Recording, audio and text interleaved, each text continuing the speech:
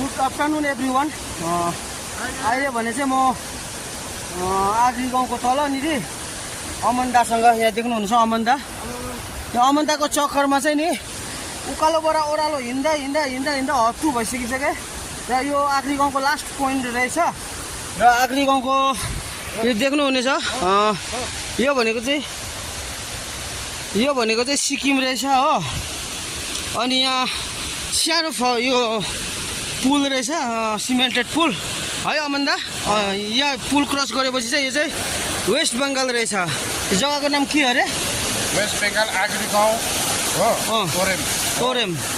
Guys दाजुको चक्करमा चाहिँ नि आज यति हिँडिसकिसकेँ।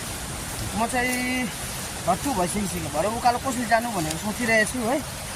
यहाँ हेर्नुहोस् है गाइस, हामी खोलामा चाहिँ अब यहाँबाट चाहिँ हामी चाहिँ मुदुङ खोलामा चाहिँ पौडी चाहिँ यस्तो दामी खेलाइ हुन्छ कि ऊ चाहिँ यहाँ अब हाम्रो डेस्टिनेसन आइपुग्यो। यहाँ गाइस खोला आइपुग्यो। अब हाम्रो पुरा टिप छापेको रहेछ गाइस, माछा होला। त्यो टिपबाट माछा साछा निकाल्नुपर्छ है।